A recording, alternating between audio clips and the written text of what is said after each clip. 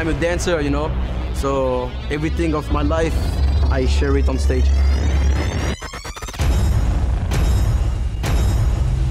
I expect myself to perform better than I've ever performed. I've trained for it mentally, physically. I'm really on the top of my game right now.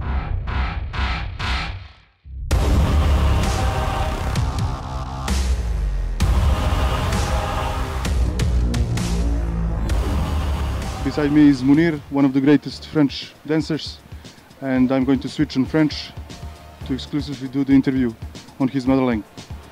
Salut Mounir, est-ce que tu peux me dire quelque chose sur toi pour les gens en fait qui te connaissent pas en Serbie? Est-ce que tu peux me dire en fait comment tu as commencé, qui ont été tes idoles, etc. C'est quoi qui t'a poussé en fait à faire ce que tu fais aujourd'hui? Moi c'est Mounir, j'ai 30 ans. Je fais partie de la compagnie Vagabond Crew. J'ai commencé en 1997 en regardant les cassettes vidéo comme Battle of the Year, Freestyle Session. Donc ça a été mes premières influences.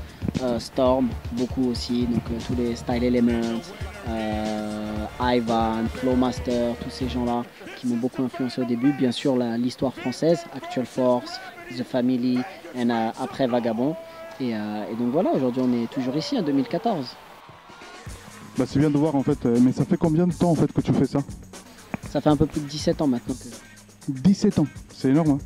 17 ans c'est beaucoup, c'est énorme, mais c'est ce dont on a besoin pour continuer à progresser, qu'on a besoin pour avoir suffisamment de maturité et d'expérience. C'est quelque chose qui est très difficile, c'est une discipline extrêmement difficile et il faut de la patience et beaucoup de travail.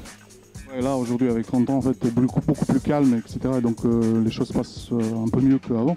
Oui, je suis dans la meilleure période, le meilleur âge, je pense que dans tout sport de haut niveau c'est entre 27, 28 et 32, 33 ans. Je pense qu'on est à pleine maturité, on est plein d'expérience, on contrôle vraiment sa danse et son corps.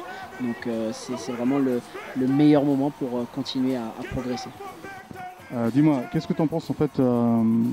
Est-ce que ça va t'aider en fait d'être ici en France, à Paris, contre les autres en fait, parce que la concurrence aujourd'hui en fait, cette année elle est un peu forte. Est-ce que tu penses qu'avec les gens qui seront derrière toi, ça va être un peu plus facile ou pas? Cette année, il y a une très forte concurrence. La line-up, le niveau est incroyable cette année. J'espère que ça va m'aider, le fait d'être à Paris, mais statistiquement, c'est pas du tout le cas. Sur DPC One, un seul l'a emporté dans son pays, Hongten, en Corée. Sinon, on sait bien que lorsque les danseurs jouent à domicile, c'est beaucoup plus compliqué, c'est très difficile de rester concentré. On est dans son atmosphère, on est chez nous, donc c'est difficile de se mettre dans la compétition. Lorsqu'on est à l'étranger, on est beaucoup plus concentré, on a l'entourage qui n'existe pas. Voilà, exactement. Donc j'espère que ce sera à notre avantage, nous les trois Français. Mais je sais que statistiquement c'est pas gagné, donc c'est à nous de déjouer les statistiques. Je suis confiant qu'une des ou trois en fait va remporter la compétition. Bah, merci, j'espère aussi. Alors ton premier adversaire c'est Gravity, si je ne me trompe pas.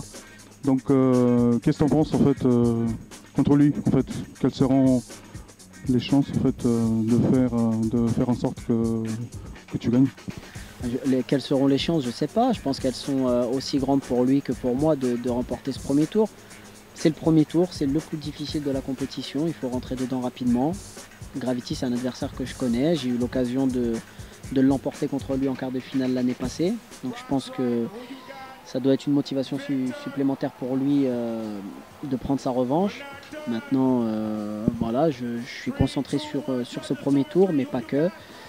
Donc je sais que j'ai toutes mes chances, j'ai très bien travaillé, donc j'ai aucune inquiétude sur le premier tour. Une des dernières questions, en fait, est-ce que tu connais la scène de hip-hop à Serbie, ou est-ce que tu connais quelqu'un en fait qui fait ça chez nous?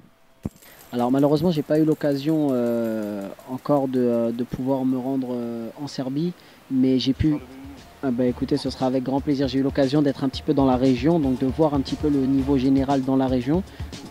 Alors j'ai fait un petit peu la Bulgarie, j'ai fait un petit peu la Croatie, j'ai fait un petit peu la Géorgie, j'ai fait un petit peu l'Azerbaïdjan, voilà, autour, vraiment dans la région. Ouais, c'est un peu plus loin un petit peu, hein, mais voilà. Et c'est vrai que j'ai pu voir qu'il y avait de la qualité, il y avait surtout de l'envie. Et c'est ça le plus important. Maintenant, tous ces pays-là qui sont des jeunes pays, si je compare avec la France qui a 32 ans d'histoire, on est très très loin. Donc ces pays-là ont besoin de savoir, ont besoin de connaissances, ont besoin d'apprendre. Et c'est le problème qu'on a aujourd'hui. Les gens font du break, mais n'ont pas appris le break. Et aujourd'hui, c'est vraiment ça qui sera l'avenir pour ces pays-là. C'est qu'il faut plus d'éducation, il faut plus de formation pour pouvoir les amener à prétendre à représenter la Serbie sur une finale mondiale. Surtout, enfin, on va essayer de te accueillir chez nous en fait pour nous, enfin, aider un petit peu, pour nous donner un peu de courage, etc. Donc, alors, la dernière question, ce sera, bon voilà, c'est ça, la dernière question. En fait, c'était un grand plaisir de partager ce moment avec toi. Et est-ce que tu peux juste faire un shout-out pour Hip Hop Life? Yeah, big shout out to Hip Hop Life. Keep going this way.